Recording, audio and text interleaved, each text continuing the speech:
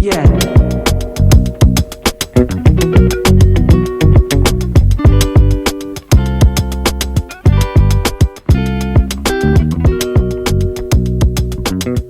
Welcome, family. You are tuned in to The Making of a Marriage, a sacred conversation about what it truly means to build, nurture, and evolve within a divine partnership. Today, I'm joined with a very special guest, Al Lane, marriage and family therapist who happens to be a Torah teacher. Together, we're going to explore what marriage is beneath the surface, beyond the contracts, the fantasy. We're here to speak to the soul of relationship, the covenant, the mirror, the growth, the joy, and sometimes the necessary breaking open. Whether you're married, single, seeking, or healing, this conversation is for everyone who wants to understand the spiritual blueprint of union and how to build a house that can stand up through storms and seasons. So let's begin. Now, I am so excited that you were able to take the time today to be with us for this very important conversation. I'm so happy to be here.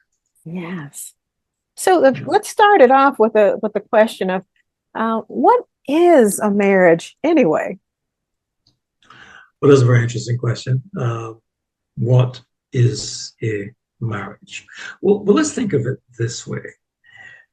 Let's think of you have two metals, okay, and you melt both of them. So you have, in one hand, you have silver, and the other hand, you have gold.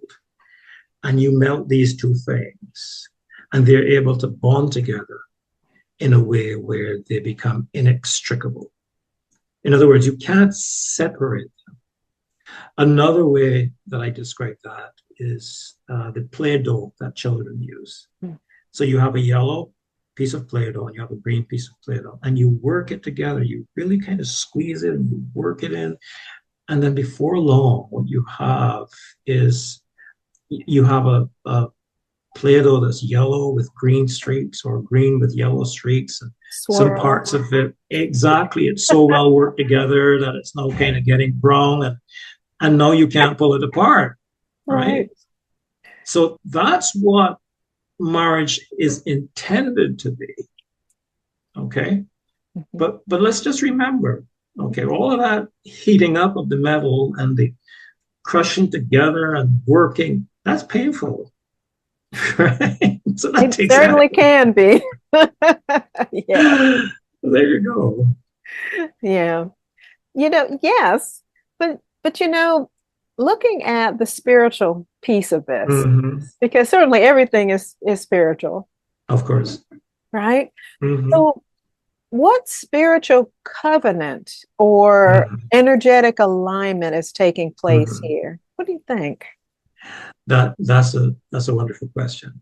So if you're thinking in terms of the materiality of the world, if your philosophy is material, that which you can touch, taste, and feel, then you miss a lot of what marriage is about. And so when you think in terms of what we talk about from time to time, energy, frequency, and vibration, what does that mean? It means that there's more to us than meets the eye, right? If you think in terms of energy, frequency, and vibration, what you're talking about is two people coming together. Now, these are two very different people, and they are beginning to make very positive connections, right? Now, when we talk about spirituality, the religious connotation often is where our mind goes. Okay, but if we could deconstruct that for a moment and consider another possibility, another way of describing spirituality. And the way I describe it is spirituality is about connections. Okay, if spirituality is about connections, then there are negative connections and there are positive connections. So when you're fighting, That's a negative connection. When you are cuddling, when you're having loving conversations, that's a positive connection. Definitely positive. Mhm. What makes a difference in terms of switching from an idea that is kind of materialistic to an idea that's energetic is these connections can be measured, right? If you're thinking in terms of religious terms, right, which is really mystical and mythical. Um, in other words, this is not something you can explain. It's about If you think experience, right? it's no, this is the interesting thing. If you're thinking in terms of things that are mystical and mythical, it's not about experience. But if you're thinking in terms of connections, no, it's about experience. Yes. How are you experiencing those connections? Are you Yes. experiencing them in a positive way? In other words, having had this connection, do you feel loved and appreciated? Mhm. Or if you're fighting, having had that connection, how do you feel? Do you feel awful? Do you feel like you ought to be away from this other person? Mm. So once you've redefined spirituality as connections, then you can measure the type of connections that you're experiencing, and you can increase and improve those connections. Yes. And as a teacher, Mm-hmm. you understand the idea that over time with repetition, we Mm-hmm. begin to teach one another how to be with Mm-hmm. us. Precisely.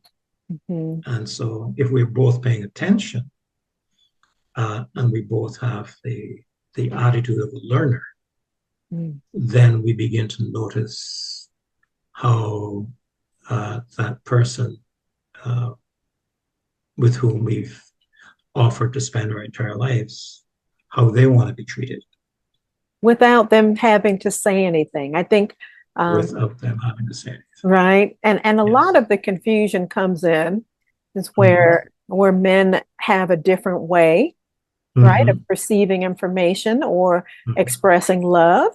For a Mm-hmm. man, it might be that I'm sharing my finances with you. I'm taking care of you, right? Mm-hmm. That is showing my love. I'm protecting you. Mm-hmm. But, a woman, may desire Mm-hmm. to get that in a way that is different from the way that the man feels that he expresses it, right? Mm-hmm. She Mm-hmm. might want more cuddles, as you mentioned, Mm-hmm. that oxytocin going. Of course. Of course. She may want to receive compliments at how Mm-hmm. she looks nice or she smells Mm-hmm. good or he Mm-hmm. loves, the way she does something, you know, Mm-hmm. Mm-hmm. and just that understanding, Mm-hmm. where we begin to learn that, Mm-hmm. okay, Mm-hmm. this person needs something slightly different from the way I need it. And actually be okay with it, right? Mm-hmm. Mm-hmm. Right? Accepting that the Well, person may want something other than what you think they should want. Right? so having said that, here's a question because it's wonderful that we're here together. Um, I would say opposite sex, but I prefer to say complementary sex. I, you're that you're that female. has a better vibrational That, frequency to it. that has a better vibration frequency. What are some of the things?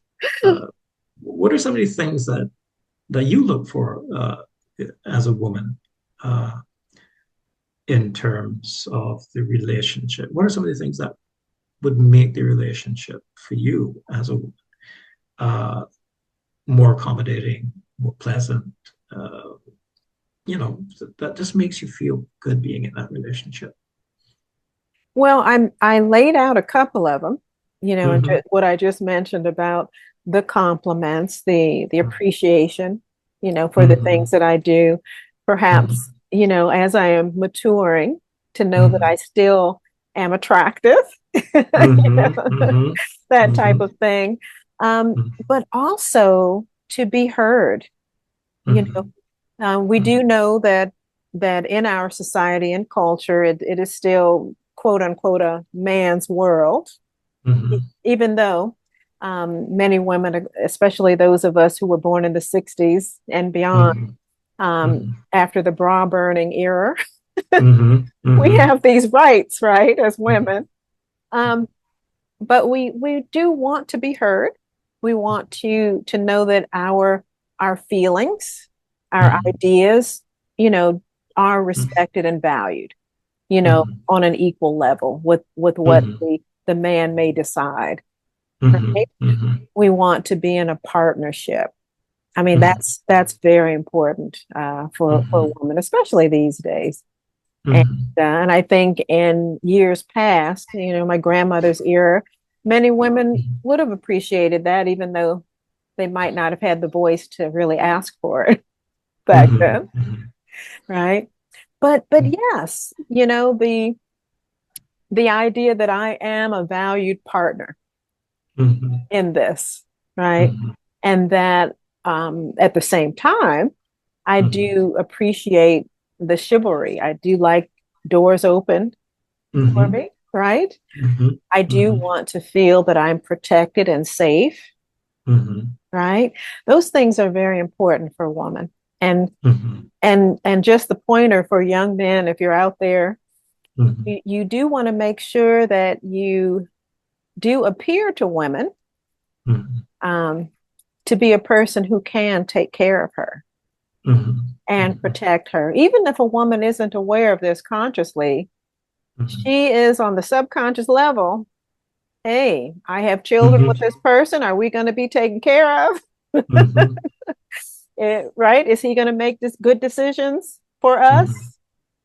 And so those are things that are very important for women. We do want to know that we're going to be taken care of, and any offspring we may have, And again, just to belabor it, that we have a value in our opinions and ideas. Well, what's very interesting is that you have just described a very, and I use the word primordial carefully. But these are what one might describe as primordial instincts. Yeah. In other words, they're existential. So what Western culture has done is Western culture has imposed a new reality on relationships, a thought out and an imagined reality that does not necessarily reflect the relationship in its native or natural state. So, for example, you talked about feeling protected and cared for. So often when I'm working with couples, I'm saying to them, one of the reasons that relationships fail is not because there's fundamentally anything wrong with the relationship, but you're not using the rules. Any game that you play, whether it's the courting game, whether it's whatever it is, and I'm just using that euphemistically, there are rules. Yeah. If you apply the rules, you get a better chance of winning the game. But if you're breaking all the rules, it's very unlikely that you're going to win. So, for example, fundamental in a woman's DNA is this idea that the man she wants to commit her life to will take care of her and protect her. Now, there are a lot of elements of taking care. There's the financial, there's the emotional, and so on. We can go on with that. But that's effectively what one requires of the man, right? But on the other hand, what the man really requires is the man requires, and this is in his DNA, a woman who is going to respect him. And this is important to every man, and affirm him. Yes. Right? Now that's very important to the relationship and the success of the marriage. Yes. And just to excuse me, but before you move on, just to clarify affirming Mhm. is, Mhm. yes. And is that meaning that goes with respect, Mhm. but it also goes with how she makes him feel. Is that Exactly. okay? Precisely. That he feels affirmed. He feels as though he's useful, Mhm, uh, that she looks up to him mhm, as her husband or as her man, uh, and that she does not become his major critic. mm, I've seen couples very. where uh, the wife and sometimes the man as well, uh, who assumes that their responsibility is to make him or make her perfect. And therefore, we pay attention to all the things that are going wrong. And the things that are going right are just simply expectations. Well, I expected you to do that. Well, you're the man of the house. What do you think? You're supposed to be doing that. Yes, And sometimes we miss it. right. Yeah. Yes. What we're speaking to here on both sides is Mhm. appreciation and not silent appreciation, but expressed There you go. appreciation, right? Mhm. Okay. There you go. Hmm. So one of the other things that I would say in that regard is so from time to time women will come in and they will say to me, in their own way because they're upset. As a therapist, people come to me when they're upset. Right? It'd be Always, nice if they came to. It'd be right? nice if they came when everything was going fine. Fix this. Yeah. Fix him. So, um, Fix so her. what happens occasionally is, one would come in and says, he doesn't respect me. He needs to respect me. And I say to them, but that's not really what you need. And usually she's stuck and she said, well, what do you mean by that? I said, so I draw an analogy. I says, there are these fish called koi's. It's a koi. It's a big orange, it's a wonderful fish. Of course, pretty large. Um, and I said, but it has food, right? You can go to the pet store and you can buy pellets for koi's, right? They're multicolored, and they're all about maybe like a quarter of an inch uh, square. But you can also go to the pet store and you can get uh, pellets for cats, which is also a quarter inch square, and it looks the same. All right. And so in a marriage, in a relationship, what you want to do is that you want to give the husband what he needs. You want to give the koi pellets, and you want to give the cat pellets, right? Because if you give the koi cat pellets and you give the cat koi pellets, it's not been designed for them.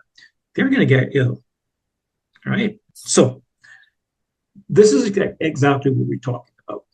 What does a man need in a relationship? And so I'm having this conversation. I'm saying, in a relationship, a man needs respect. That's what he needs from you. What you need in a relationship is honor, Mhm.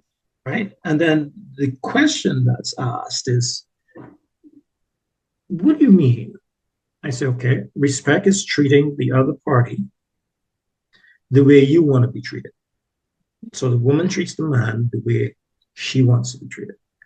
And then so she says to me, okay, so then what is honor? I says, honor is treating the other person more highly than you expect to be treated. Okay. And I say to them, so this is how it works. I say, think about it for a minute. Okay. So your husband treats you with honor, which elevates you above himself. And then you treat him with respect, which lifts him up to where you are. Mm. And what begins to happen is this amazing synergy between the two of you. He's not shouting at you and screaming at you and calling you names, but he's trying to understand. And so he's treating you with honor, right? And what you're doing is you want to treat him the way he's treating you. And so you reciprocate. And now you want to understand, There we are. right? And now you have this very beautiful synergy. It takes time, but it's well worth the effort. That's beautiful. Yes. And so this is speaking directly to um, the answer to Mm-hmm. the huge breakdown of marriage that we have in the Western society. This is huge. This covers everything, if you really Mm-hmm. think about it. Um, but but what did the ancients, what did our ancestors understand about the sacred union that we might have forgotten? Well, remember, our ancestors were very concrete in their thinking, Mm. right? And what does that mean? It means, for example, that a woman bears children. And so there's an implication there. It is within her womb that the entire civilization Mm. rests. And so she needs to be cared for and protected. So I've had a conversation one day uh, with a client that came in. And I said to him, I says, have you ever observed the sparrow as he builds a nest? He said, yes. My house is kind of in a place where birds nest and so on. I said, fantastic. Tell me what you've observed. He says, well, usually two sparrows will build a nest, right? There's one that's bringing the straw, and then there's another one that's knitting, and occasionally the two of them will be there weaving.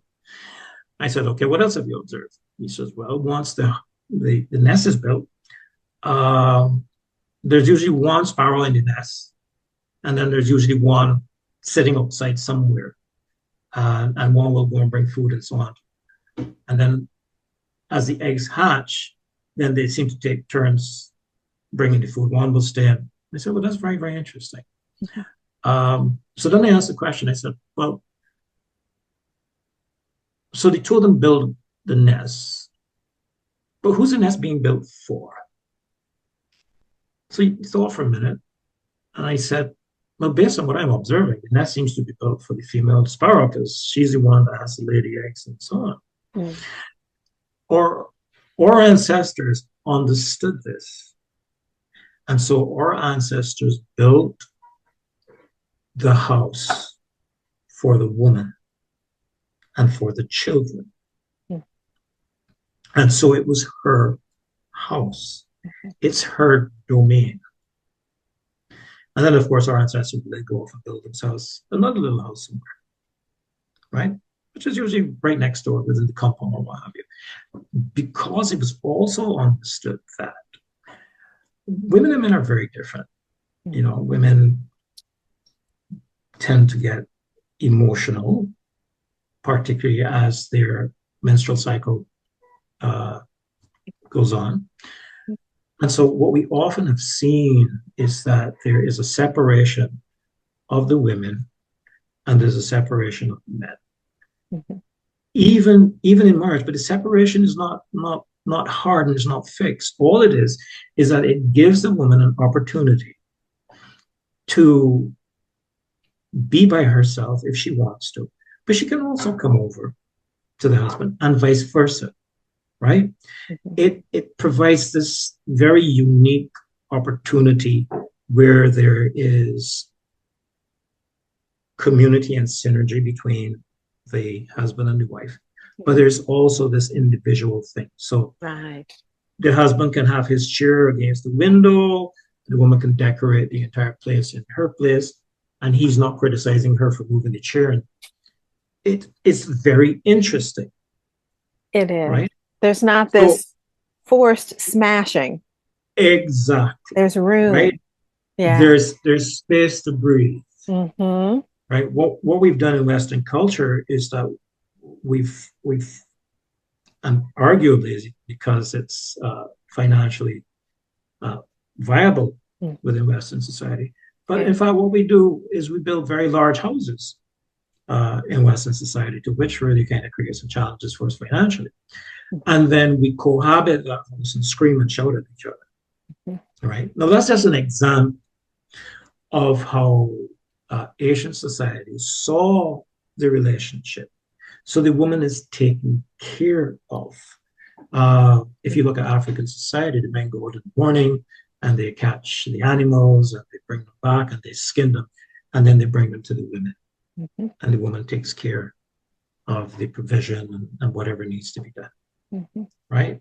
Uh, in Western society, both men and women go out, so there's nobody to take care of the children. Outsiders taking care of the children. Exactly. Yes. So, and then of course, when the woman comes home, she's stressed Mm-hmm. and he's stressed. And now within that relationship that occurs within a single unit, the home, then they've got to really kind of figure out, how do I de-stress from my day and not bring the challenges of work into my day. And the fundamental problem with that, as I see it as a therapist, is you don't really get to see your children. Because by the time the children return home, you have maybe 2 hours with them, if at all possible, before they're ready to go to bed or what have you. So it's not just about the relationship between a man and a woman, but it's what does that relationship mean within the context of the home and the family, and then in the broader society. Yes. Mm-hmm. Yeah. And the answer to that, what I've seen, is that a lot of men are creating man caves. Yes. Whether it is whether it is a shed in the back, or he has, a wonderful cave he's created with everything the way that he likes it. And so he can go there after work and he can kind of decompress, right? And the woman has her space to decompress, and that makes it easier. That's more natural. That is more natural than where we find ourselves in, if you will, captivity. Exactly. living a life that is not natural to us. Yeah. That's a very interesting word you use, captivity. Because from time to time, people will come and tell me, I feel like I'm in prison. Yeah. Right? In the relationship. And I'm asking, but why do you feel that way? Right? Because, it's like, he's always there. There's no space to breathe. He's always wants to touch. And, right? And that makes perfect sense. So I think that our ancestors had an existential relationship, not just with marriage and with each other, but also with their environment. And they learned from, as we talked about the sparrow, they learned from that. From nature. There was more time to observe. Yes. Exactly. Yes. Well, we're speaking about the culture that we're embedded in, right? And of course, we're living sometimes parallel lives within it. And sometimes we're trying to live up to these standards, which are foreign. So that takes us to the next question. What do you think the biggest myths and unrealistic expectations are that we carry into a marriage? Whether it is the fantasy from the media, like leave it to Beaver and Father knows best. What do you think? I think the biggest myth, and I think this myth is it's a myth that's internalized from the society, from Leave It to Beaver and Father Knows Best, and the Crosby Show. Oh, the Huxtables, of course. And exactly, right. And it is that my husband's going to make me happy, or my wife's going to make me happy, or my husband is my savior, or my wife is my savior. And there is context for that. If a woman or man experiences a family of origin, in other words, the family from which they came, in a dysfunctional way, there's arguing and fighting. There's a sense of not being safe, not being affirmed. It is natural for that individual to want to create an environment that is affirming and so on. I think one of the biggest myths is my spouse is going to make me happy. right? And and so my response to that often in therapy is, well, when you talk about happy, tell me what you mean by happy.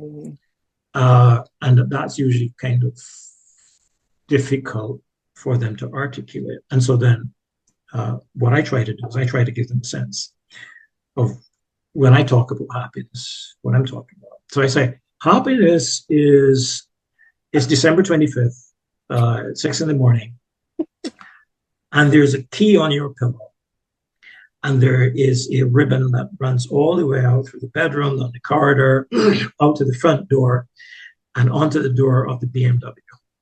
Whoa. Right? So this is your Christmas gift. And so you're very excited, and you walk out and you see the car, and there's lots of kiss and hugs and everything, and you're absolutely elated that your husband has just bought you a BMW. So that's December 25th, right? So you drive it for about a month, you have great times driving and so on, all the different features, you know. And then your husband says to you around early spring, he says, look, you know, we only have room for 2 cars in the garage, right? And so you need to sell the Chevrolet so that, you know, we can put the BMW in, right? Out of the weather. And so you go off and sell the Chevrolet, and you know, you don't get a great price for it, but you have the BMW, who cares? And then you take your BMW into the shop for service, for the first service, which is free. And then you get an invoice for $1,000, right? And you go like, I thought the first service was free. And so, yeah, well, the service is free, but the parts are. So you just spent $1,000 in parts for BMW. And you've been servicing your Chevrolet for the last 6 years. And it's like $150 every time you service it, right? Inclusive of parts. And the gas bill was like, you know, like $40 a week. Now you're paying like $150 a week. All of a sudden, you're not happy anymore, right? So that's happiness. And so what I say to them, exactly, it fades, right? So then what I say to them is, I can't offer you happiness, but what I can offer you is joy. They said, well, what do you mean? I said, well, you know, joy is something that comes from inside of you. Yes. It's not external and then goes in, it comes out. This sense of understanding that life unfolds the way it's supposed to, and everything's just going to be perfect. Right? It requires a changing in philosophy. It requires that you pay more attention to yourself, improving yourself, being less critical of others around you, and getting all, you know, into the muck and mire of who's doing what and how, and beginning to appreciate yourself and appreciate others for who they are. Yes. Right? And then what emerges from that eventually is a sense of joy. You're just, it's just a great day because it is. Right? The sun came out today, you know, flowers, it's spring, you know, the winters. It's absolutely fantastic. Yes. And you know what happens as a result of that, taking on this as your new perspective, your new worldview, right? What happens is that unhealed childhood stuff just gets healed automatically. All those needs are filled. Exactly. Because that's where a lot of it comes from. These expectations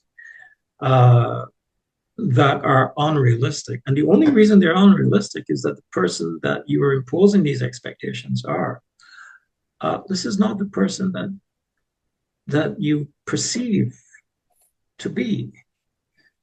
That person may just simply not be able to meet those expectations. Those expectations may have come from the Huxtables. Exactly. Right?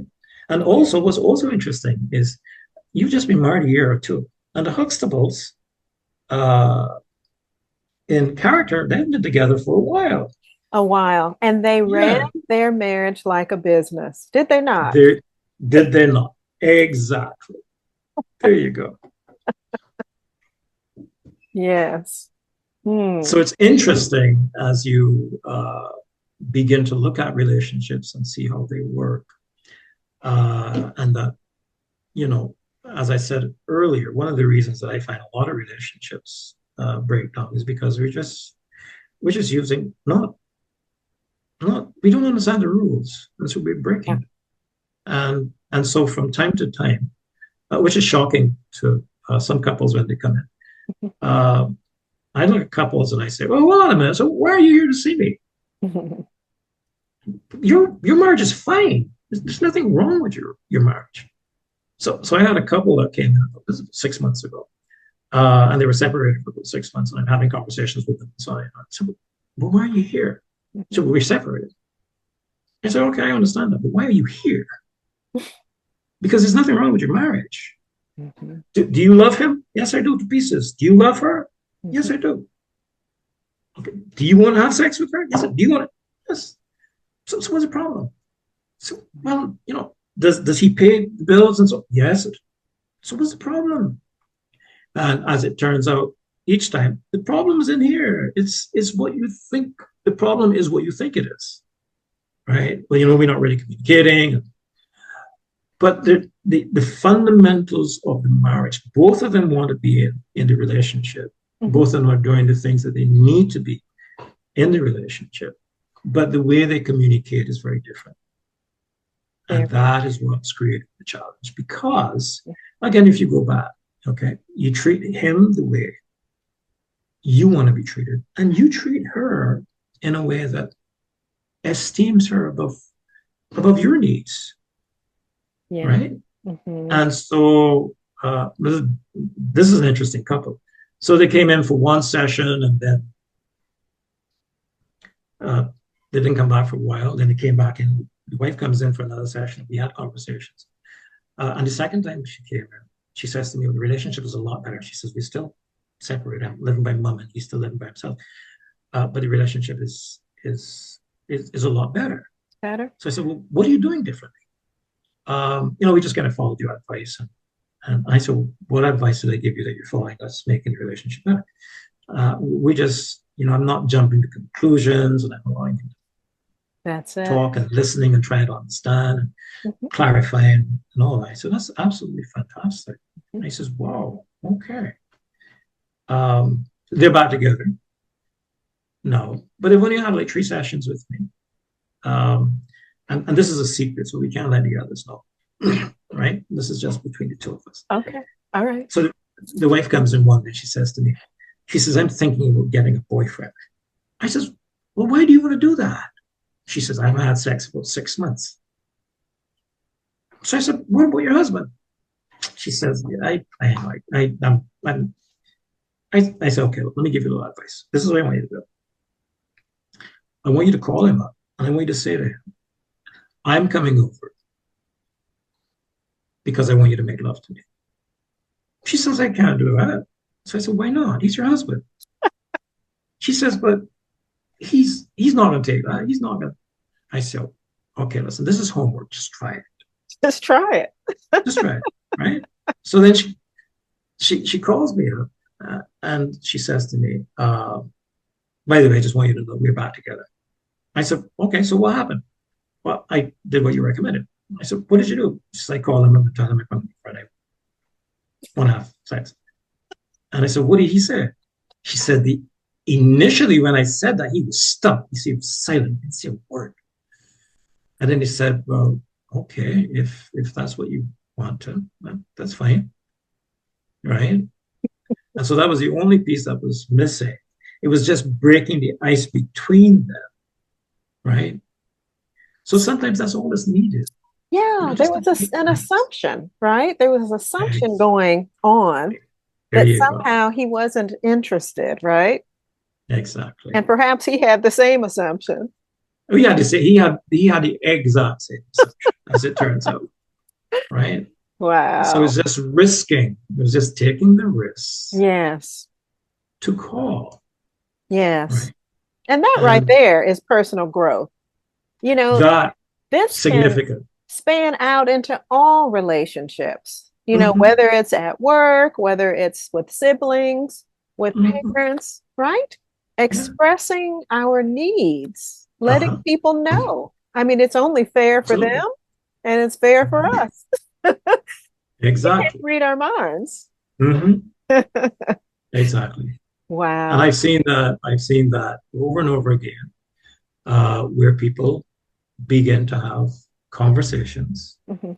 um, and now you're not talking at each other, but you're communicating. You're So communicating. yeah, so Yes. you're asking questions. Well, what do you mean by that, right? Yes. And the reason that that's important is that uh, if if you think in terms of men are from women are from Venus and men are from And Mars, from Mars. communication languages and styles are very, very different. Very different the way that we Yeah, are acculturated. there you go. So you Just do say. want to ask questions. What do you mean Hmm. when you say such and such? Hmm. And often what we discover is that what we thought, because of our culture, because of the upbringing within our home, because of the communication patterns within our homes, that Right. what's being said, which comes from a very different set of communication patterns and so on, is very different, but it clarifies it. And Hmm. so it's like, oh, I didn't know that's what you meant, right? Exactly. And what it does, it saves a lot of the misunderstanding and then It the does. clashes that result as a result of those misunderstandings. And it makes things very interesting. You are constantly Mm-hmm. discovering this other person as the two of you are evolving and growing. And it's like you're growing hand in hand rather There than you go. apart. So Absolutely. that takes us to that next question. So Mm-hmm. so of course we just talked about in communication. So Mm-hmm. in what other ways do we grow as individuals within a relationship that Mm-hmm. we can't grow outside of it, if that makes sense, because That of the makes perfect relationship, sense. right? Oh, that makes perfect sense. Let me give you a practical example. All right. So you have a couple who gets married in the very early 20s, Babies. right? Like babies. By their 30s, Mhm. they've had children. Okay. Now, in their 30s, their children are out to school most of the day. Mhm. And so both the husband and the wife now have got about 7 hours in the day where they don't have the children Mhm. Mhm. to do things with, take to school and so on and so forth, right? Other people are taking care of the kids. So the wife goes back to school, right? While the husband is supporting the home. And she goes back and it takes her a little while and she finishes her degree. And she's still at home. So she's finished her maybe first or second degree. And she's still at home, taking care of the kids. Right? So now the kids are growing. So now the kids are beginning to get into their teens. And so she has a degree, uh, advanced education. And the husband has an advanced certification as well. Okay. Because while she was having the kids and taking care of them, he was studying and kind of helping himself to achieve greater levels of uh, um, academia. Mhm. Right? And this is just an example. It happens in different ways. Yes. But she's taking care of the kids, he's studying. Now, to a large extent, he takes care of the kids when she has to do her homework and studies, and she's studying. Immediately, what that does is it tells the kids that my dad is a professional, my mom is a professional. Mhm. And what we know is that children become their parents to a large Yes. extent, Yes. right? So there's not a lot of motivation that needs to be done Mhm. to get the thinking to focus, get the kids to focus on, because that's part of the culture in the home, right? Exactly. Mm. And so what you have now is that you have a wife, actual example, who's who's established an online company and she's helping people to do business and to establish business plans and so on while he's out working, Mhm. right? So now she has an income. The kids are now in their teens. And so they're kind of beginning to develop their lives and so on their own. But she's able to accommodate all of this. So she gets up, she cooks, she cleans, she does the things she needs to do, then she works. And then the kids come out of school around 2, so she goes get them, or he gets them if she's working. And what you begin to realize is that this coming together and sharing and developing together provides opportunities that would not have been available outside of that couple relationship. Of the couple relationship, yes. Exactly. Beautiful. Right? Exactly. Yeah. And that's just one example. Yeah. Right. And there are others, but effectively, if you think in terms of, even if you think in terms of saving money, right? Yes. It's cheaper for two to live in a single, in a marriage relationship than to live separately. I mean, it is so true. Childcare. Childcare, exactly. Oh, you share that, you save lots. There you go. Okay. Mm-hmm. Yeah. So it is not then beyond the imagination why statistically people who are married do better financially, right? In spite of college and university costs and all of that, because they don't have to spend as much, right? And they tend to make more money, which makes perfect sense, right? Yeah, it's a partnership. Wonderful. It's a partnership. Yes. There you go. So marriage, listen, the Creator made marriage as the perfect institution to bring about and support the family. And as we grow older, the examples that are shown, the culture, the socialization that's shown. So by the time parents get into their 40s and 50s, they have aging parents, and they're taking care of their aging parents. And you have the children seeing that. Yes. And then as the grandparents transition, then the children have already observed that my responsibility as a son or as a daughter is to take care of my mom and my dad. Why? Because that's what they did. Yes. And so this is a complete cycle, and this cycle works very well. But unfortunately, what has happened within Western society is, we have all these industries, and the economy, of course, has to work, and everybody has to get a piece of it. So mom and dad gets put into a home, which essentially, depending on how long they survive in their homes, will take away all of what might be an inheritance. Right? Wow. So it really does, if you're thinking in terms of how the ancients did it, how our ancestors did it, it was very practical, right? But in our society today, it's very, very difficult. It really is. Yeah, very difficult to make marriages work, and then to be able to see how a functional relationship has a positive impact in everybody's life through the entire lifespan. It does. That ancient wisdom, I mean, you touched on my next question.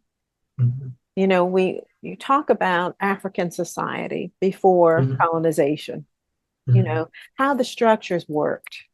We see it in Torah. Torah is African. Of course it is. And it's talking about how we lived. I mean, certainly there are the so-called laws, statutes, and commandments, but I look at them more as an instruction manual on how to live successfully. Right? What does that teach us within? If you can think of maybe some examples in Scripture where we can see how this way of functioning, where everyone was taken care of, was laid out. Yes. Well, what's beautiful about the Torah, and I'm very pleased that you kind of reframed or perhaps redefined this question of the Torah. What is the Torah? Well, if you go back to the ancient Hebrew, Torah's teachings are instructions. Yes. And the reason that is important is if you define Torah as law, then what in fact you've done is you've inferred a system that is not implied. It's not explicit or implicit in Torah. This is this idea of law and punishment. Punishment, yeah. Yeah. So if your idea is its law, then when you look at the Torah and you see how it's been translated into English, then this notion of law and punishment, right? If you don't do what the Creator, what God says, then God is going to punish you.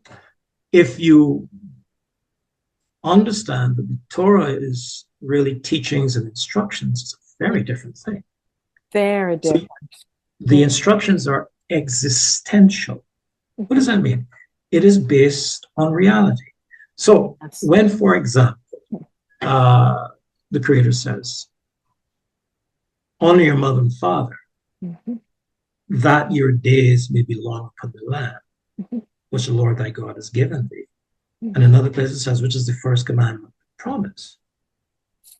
What it's saying is that your parents have traveled the way that you were preparing to travel. They've got the roadmap. They know where the potholes are. They know where the cliff edges lie. And so they're giving you instructions, right? And so you come back now when you think in terms of what we're talking about, honor. You esteem them more highly than you esteem yourself. Hello. So you pay attention, you listen, right? And what the Creator says is if you honor your mother and father, He says you live a long time. Why? Because they're going to foreshadow all of the challenges that you're going to have up ahead. So they'll tell you, you come to the fork in the road, don't turn right, turn left. Yes. Right? So that's an instruction. If you follow the teachings of the Torah, which are instructions, the Creator says, you will come out this way. And it's constantly being repeated over and over again. You follow the Torah, you're going to prosper, you're going to do this. But what are the teachings of the Torah? So the teachings of the Torah are, how do I relate to myself? Right? Self first. Yeah. Self first. How do I relate to me? Okay. So you keep the teachings of the Torah. It tells you should do this, you should do that, you should do the next, and you should do this, all these wonderful things that you should do. But it also tells you how to relate to others, right? Don't be covetous, don't kill, don't steal. Don't take other people's stuff. Don't take other people's stuff. So it gives you a template for living. Why? Because if you take other people's stuff, they're going to want to take your stuff, right? Hello. They're going to want it back. All right. So how does the Torah, in terms of our relationship, works? All right. So let's think about this. I think it's Proverbs 31, right? This virtuous woman. And it starts off very wonderful. It says, who can find a virtuous woman? For her value is above rubies. Well, what does that mean? It's financial. It's money. It's wealth. It's assets. Right. And this is Solomon, yes? This is Solomon. This is Solomon. Okay. Her value is above rubies. What does that mean? It means that there is this inherent value in having a woman who's virtuous. Who's virtuous. You could argue, well, that doesn't really make any sense. But continue to read it. What does it say? It says she gets up early in the morning, she takes care of her servants. She gives them instructions for the work that she needs to do. It goes on and it says, okay, and she goes off and she buys purple and she sells it and she's sewing and so on. She sees land and she buys it. These are assets because she's a virtuous woman. And then you look and see, where's the guy? Where's the husband? Well, he's sitting in the gate with the other guys. And the other guys are saying, I'm very impressed with your wife. She's doing all this wonderful stuff. And then I asked the question, where did she get all this money from to start these businesses that she's doing? Well, she got it from him. right? So earlier you asked the question about individual growth. Yeah. Well, this is what we're talking about. Mm-hmm. So she's growing. No, let me share a quick, very, very quick story from you. So I was in Israel a couple of years ago. And so we were having dinner at uh, with a Bedouin family, right? Um, and so uh, the husband's sharing the story. So he says, my wife has been doing stuff. He's lost his job. And he says, my wife, when he lost his job, he said that his wife has been making cosmetic products, right? Mm-hmm. And so she has girls that helps her. And she came to him one day and she said, look, I've been doing this in the kitchen. And he says, the kitchen is too small. The girls are always around. Everything is really untidy. She says to him, we really need to, I need a place. Right. And she says, and I've spoken to a builder and he tells me the place I need is going to be about $30,000. And he goes like, I would love to do this for you, honey, but I just don't have the money. Mm-hmm. And he says that she says, well, hold on, I'll be right back. So she went inside and she came back out. And in her hand, she had a bag with $30,000 that she'd gotten for all these years from selling cosmetic products. Mm-hmm. Within a functional marital relationship, the growth of both parties become exponential. Mm-hmm. One, because the husband provides the opportunity for her to grow, whether it's financially or what have you. But what she does for the husband is even greater. Mm-hmm. She says to her husband, for example, honey, you can do it. You can do it. You're going to be brilliant. You can be brilliant at this. Don't let anybody stop you. Mm-hmm. And she's constantly supporting him, constantly telling him, you can do that. You're just great. Right? Remember, at this point, the world's telling him he can't. Mm-hmm. He's lost his job. That's right. Exactly. You know what this says? Looking, huh?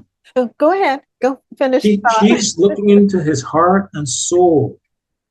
And she knows this man she loves and has been married to for however long.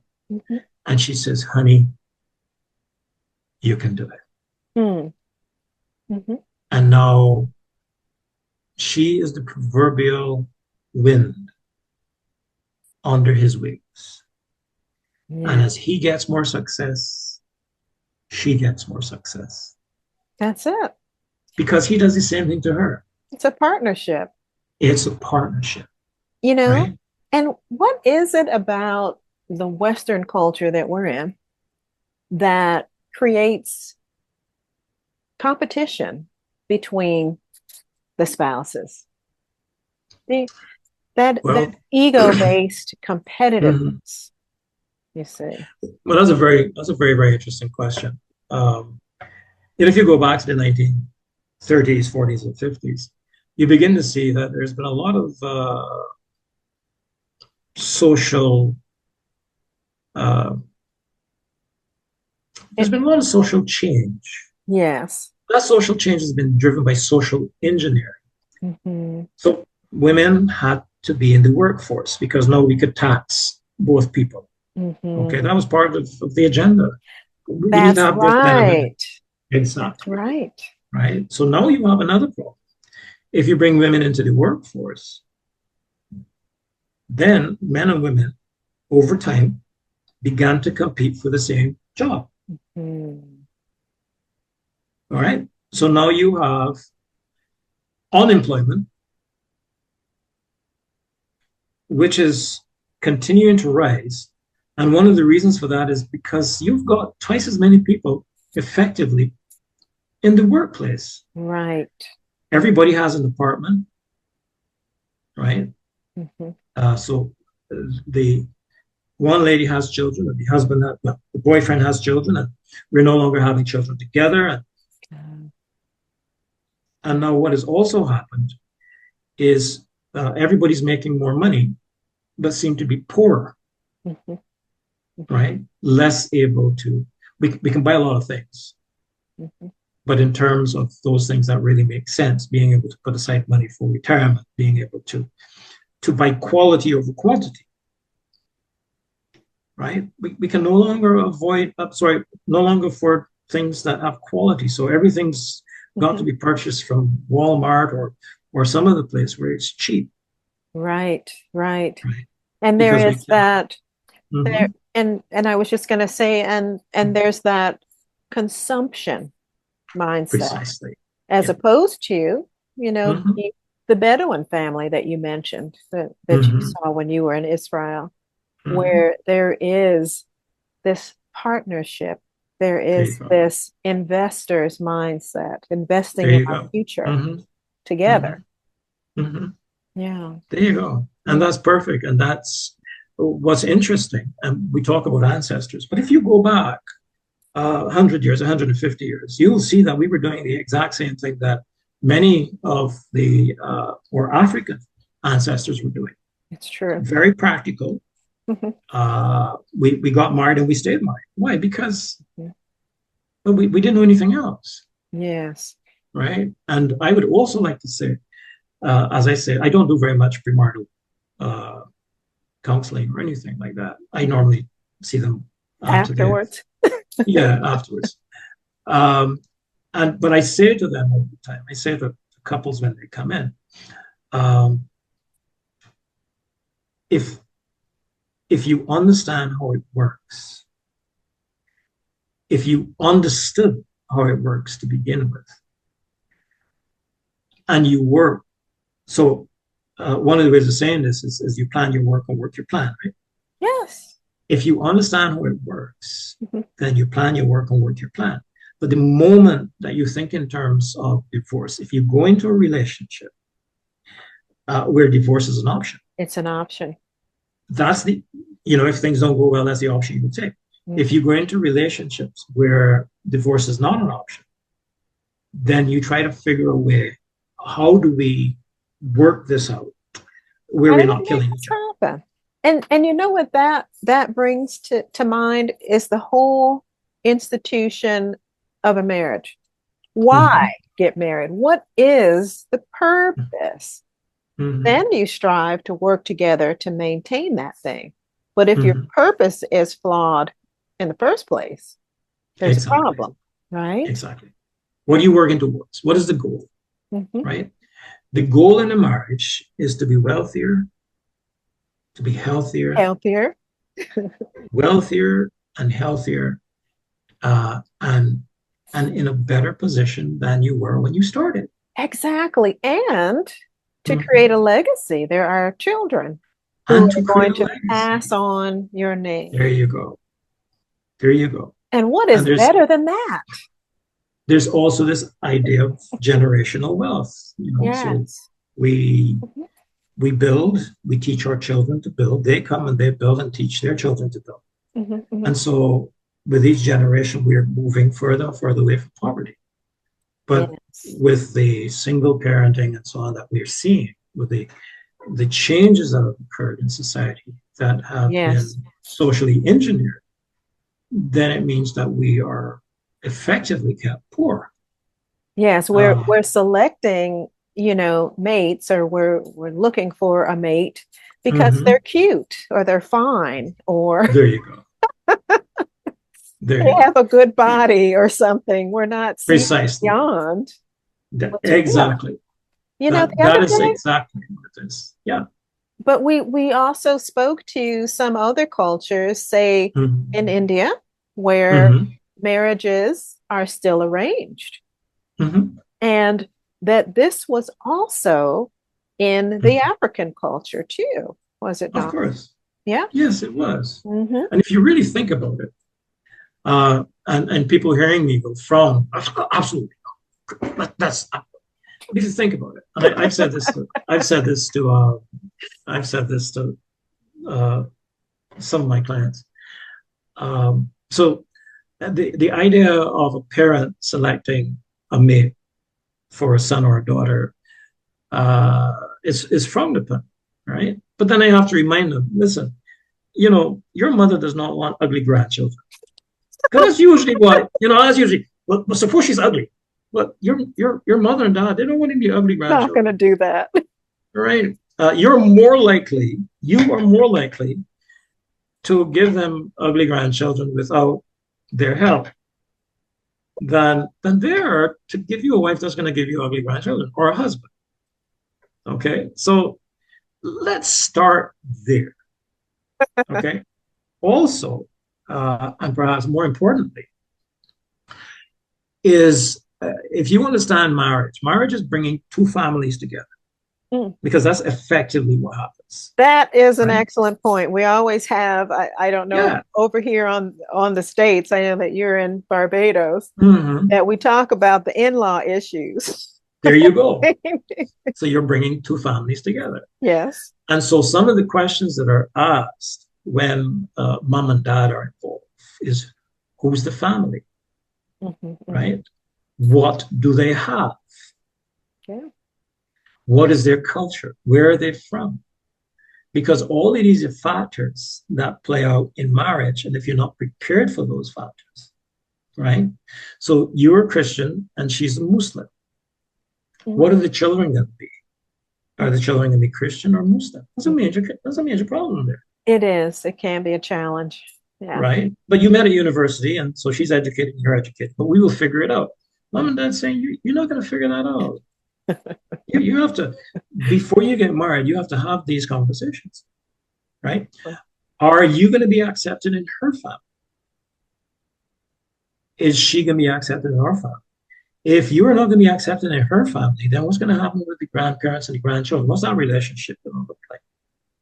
And so what the parents are trying to do as they seek to address this issue is to look for a spouse or a mate for their son or daughter that is able to maintain certainly the social level that the child is, particularly daughters. Okay, my daughter has a car, she has a house, she has a pool in the back. All right, she can travel when she wants to. What do you have? I really don't have anything. What do your parents have? My parents are poor. And so the parents are like, all right, so look, okay, he's a very nice guy. I like him. I get why you like him. Okay. But one of the first things that goes wrong in relationships is the financial issue. You can't pay the bills, you can't pay rent, food.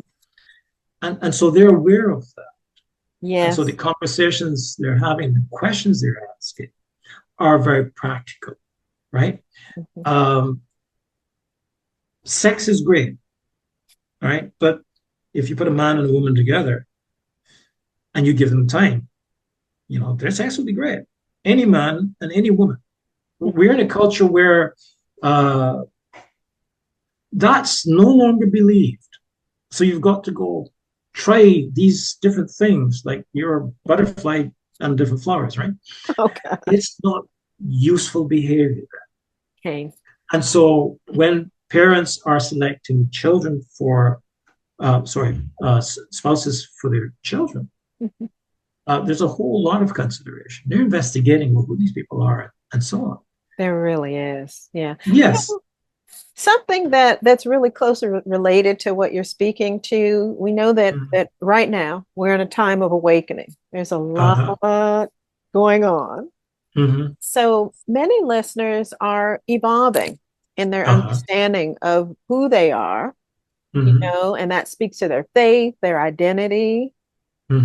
How can marriage hold space for that growth, for that evolution and unfoldment as a person perhaps begins to decolonize their mind, perhaps begins to step away from, the Western colonized way of being and begins to take on the ancestral, the Torah? How do we navigate that? That requires a deconstruction of religious ideals. If you have a philosophy that's religious, which is you pitch tents, you have crusades, and you coerce people to become part of your religion.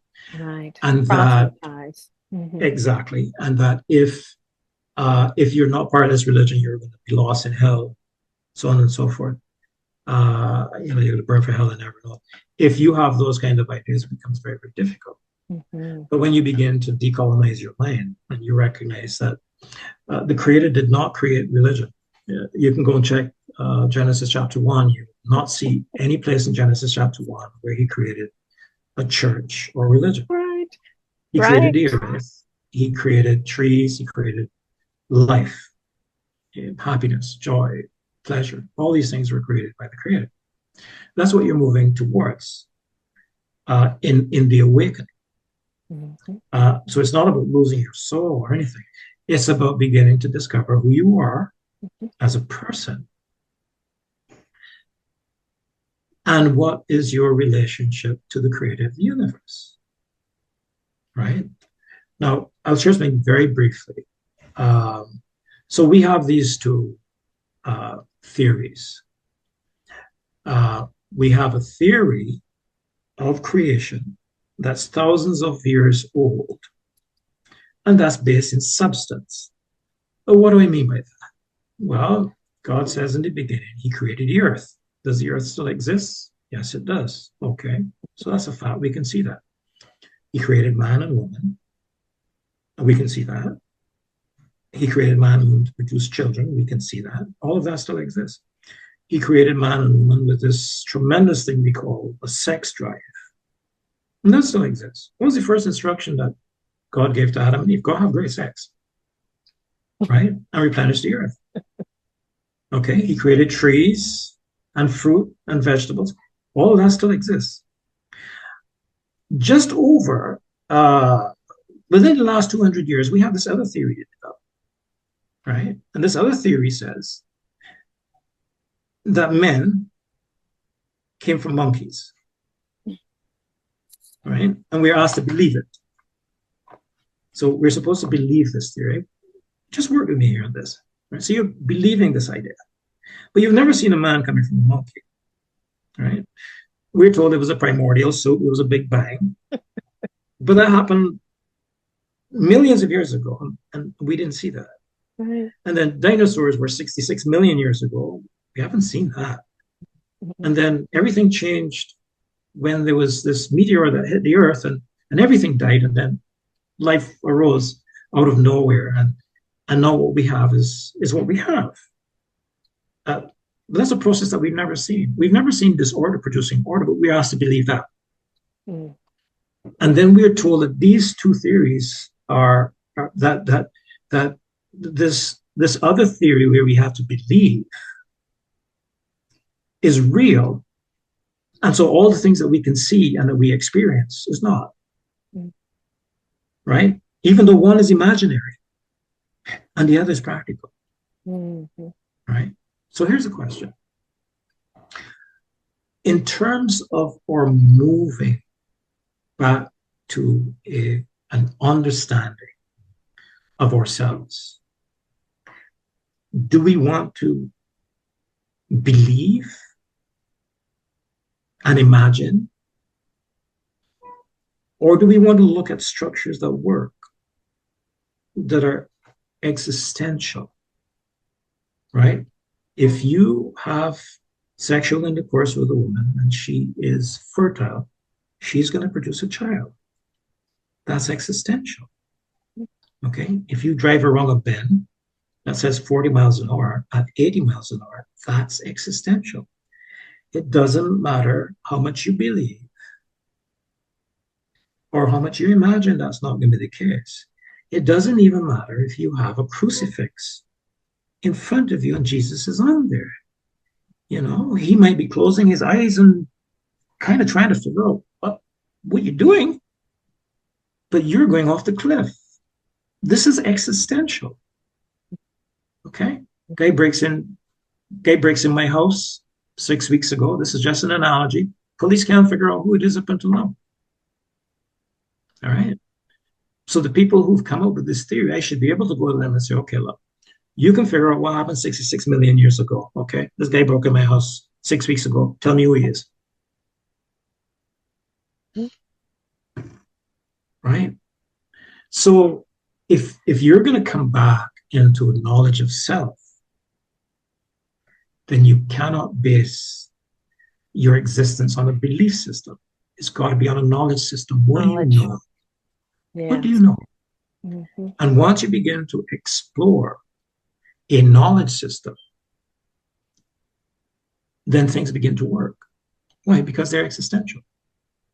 If you do not drink water, you're going to die of thirst. Mm-hmm. If you do not eat food, you will starve to death. These are existential. They are. So in a relationship where people are waking up, you want to focus on the things that are existential, right? Not on the things that you believe. Just because you believe it doesn't mean that it's true. The only thing true about that is that you believe it. Mm-hmm. But believing it doesn't make it true. It does. So there you go. It's if you're at the point where you're beginning to realize that there are things about this world that don't really make a lot of sense. Okay. Many of the things that you were taught to be true, you're beginning to realize there are not. And they are, everything these days is an agenda. Somebody has an agenda about something. And those agendas are being very feverishly worked upon. Mm-hmm. And you begin to realize that, which many people are. Then you start with what you know, right? What do you know that works? I think one of the biggest challenges that people are going to experience when a person, for example, gets to the point where they recognize that religion isn't working, the tendency is to dump God. The baby with the bathwater? No. Baby with the bathwater, we dump God. And so one of the things that I'm saying to people who will have a chat with me occasionally, I say, read it again for the first time, not as a religious text, but as a text that's existential. It's given instructions. So when it says, in the beginning, God created the heaven and the earth, can you still see the heaven and the earth? That's well. It's right here. This entity, however you want to, we're going to talk about him later on. You'll discover him later on. But he says that, so you work with that. And he says the first day, the second day, the third day. Do you still see these things that he talks about? Yeah, I do. Okay, we'll work with that. This is what you know. Okay. And you keep working through that process, looking for things you know, and begin to explore with a sense of awe the things that you discover as you go along, because there are quite awe-inspiring things when you're studying Torah. Every incredible. Moment. Every moment.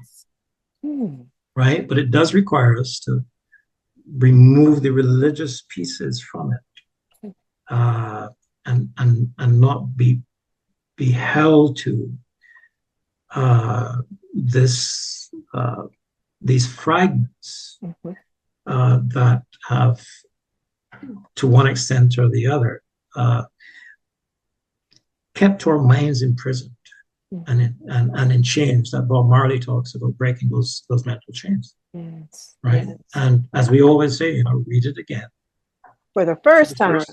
For the first time. And if you don't understand, don't make stories up. Keep reading. Keep reading. Well, I think that right there is a mic drop. Yes. This has been so excellent. Thank you so much. And thank you. Thank you. Oh, yes. I would love to have you on again. But there is one last thing that I would like to ask before we close. So here we go. We're speaking about ancient writings, truth, right? Now, if you could write one line of advice in the marriage scroll for future generations that would just take those relationships to the top, what would you say? I would say just focus on being the best version of yourself that you could be. Now, that's a bit of a cliche, but the focus. So let me finish like this. Okay. There's this prayer we call the Serenity Prayer, right? Uh-huh. Uh-huh. So every now and again, I sit and I explain the Serenity Prayer. It says, it starts with this. It starts with God. And very often people say, God grant me. I said, no, that's not what it is. It says God. And then it says, grant me the serenity. So serenity is a peace that passeth understanding, right? It's like shalom. Shalom. Is this peace that passeth understanding? I say, God grant me the serenity, peace that passeth understanding, to accept the things I cannot change. What are the things you can't change? But the things you can't change in a relationship is the other person. Exactly. That's completely outside of your purview. You cannot change the other person. Okay? So God grant me the serenity, peace to accept people as they are. Then it says, God grant me the courage to change the things I can. But what are the things that you can change? I can change me. But it requires courage for me to go and be looking into all those dark places of the abuse and conflict and all of that. Okay. And begin to think to myself, maybe, just maybe, that 50% of the problems in our relationship, I should take ownership of. Hello. Right? Who's the common denominator? There you go. Right? And then the final one is, and the wisdom to know To know the difference. difference. The wisdom to know what's my stuff and what's the other person's stuff. Right? And then you use serenity to accept them as they are, because you would never change them. Right, right. Certainly not by design, but change you. And what is remarkable, this is what is absolutely remarkable. When we start to work on ourselves and we begin to grow, it is very interesting to observe the growth of the other person and then ultimately the growth of the relationship. Right? So personal growth drives other growth, the Hello. growth of others. What are we And speaking about here? there you go. Energy, frequency, and vibration. Energy, frequency, and vibration. And it just changes without notice. And you begin to benefit from the changes that occur in the relationship. So my final, my on that scroll, I would say, be the best version of yourself that you can be, with purpose, every day, with purpose. Every moment has a new opportunity to choose again. There you go. Yes, this is fabulous. All right, I'll be reaching out. We're going to do this again. We've only touched the first layer.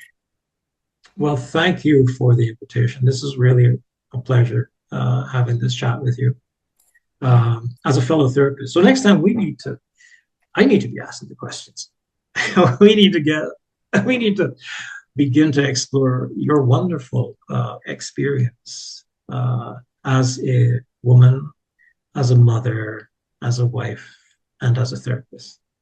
That would be fabulous. I would love to share and how hypnosis, we can demystify hypnosis, There you go. how that can support anything that we're doing. Excellent. So now we have all the material for the next session. We've got it. It's done. All right. Very soon. Thank you very much. Care. Blessings. Have a good one. Shalom. Thank you. Shalom. That was fascinating and amazing. And I hope you got a whole lot from that conversation. I know you did, if you're really honest. So, to help us to anchor that in, we're going to do a little bit of a journaling exercise. And no worries, if you don't have time right now, you can always come back to this. So, we're going to do a couple of journaling prompts. If you don't have a piece of paper or your journal right there, take a moment to get it. Pause it. And I want you to write a title. Opening through the cracks. Okay?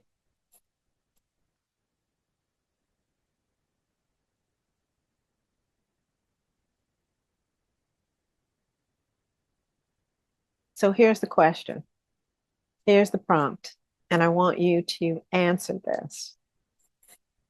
In what ways has love, whether in marriage, in family, or friendship, invited me to open more deeply? I'll say it again.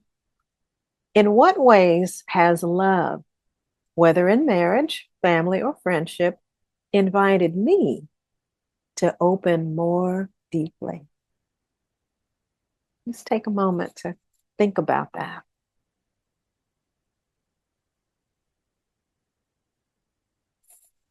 Opening isn't always easy, right?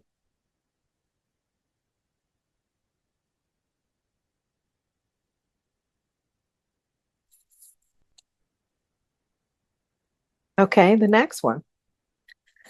What part of me had to break, shift, or surrender to make space for real connection? This is about making space, right? What part of me had to break, shift, or surrender to make space for real connection?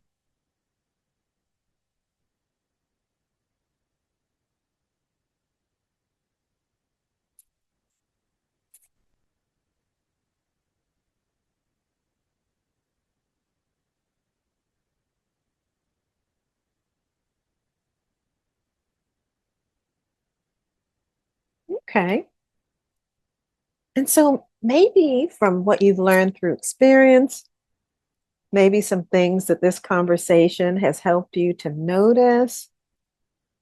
What does a sacred aligned union look like to me now? Beyond fantasy, beyond fear, what does it look like? What do you want to strive for in a future mate, current mate?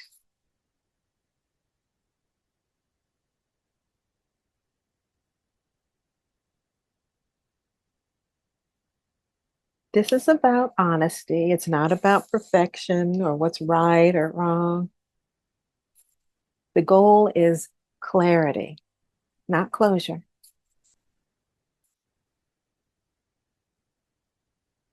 So take your time. Maybe you paused and you could go through these. Maybe you've written them down.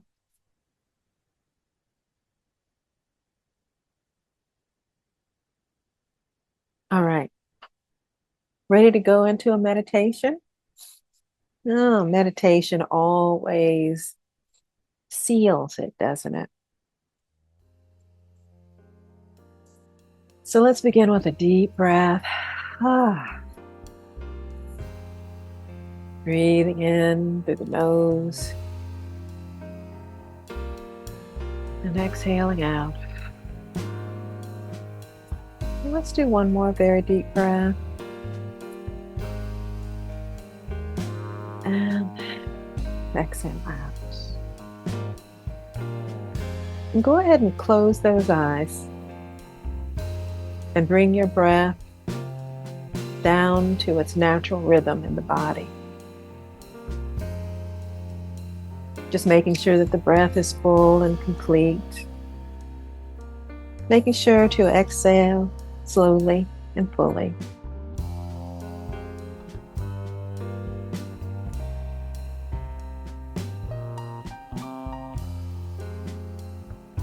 And imagine yourself as a beautiful clay vessel,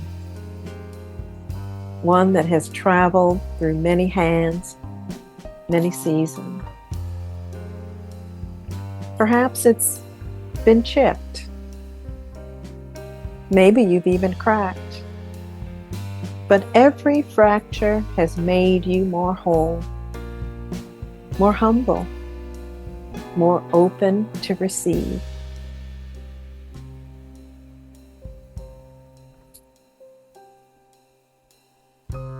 And in this stillness, I invite you to feel a golden light just pouring into you. It flows into the cracks, flows into the fractures, the chips, not to erase them, but to fill them with light.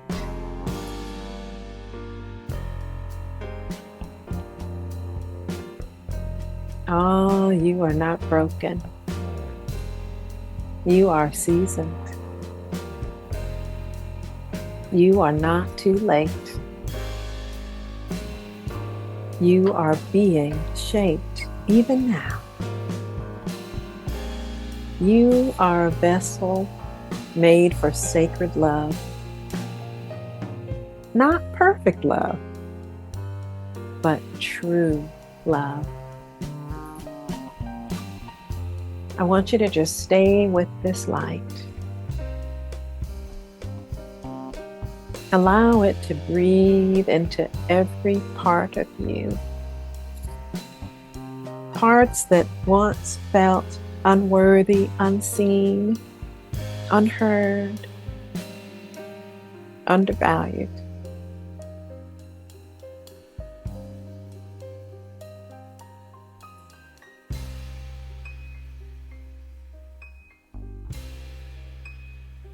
And let this be the moment you remember.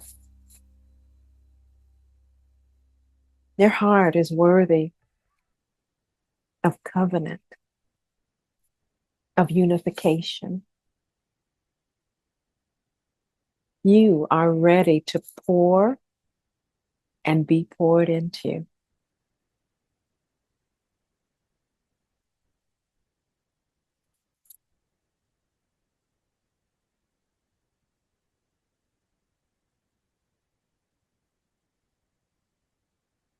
And with that, I want you to just smile to yourself.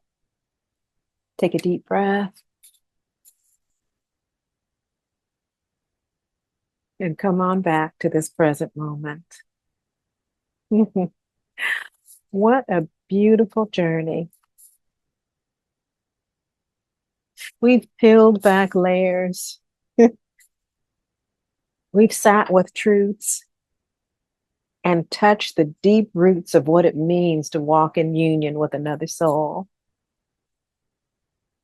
Marriage isn't just about finding the right person. It's about becoming a person who can love fully, truthfully, and sacredly in every season. May the wisdom shared today plant seeds in your heart, seeds of clarity, of passion, of connection. And may you remember, a house built on love and aligned with divine principles can weather anything.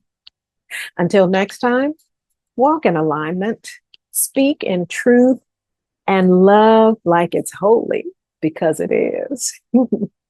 Until next time, this is Tamara signing off.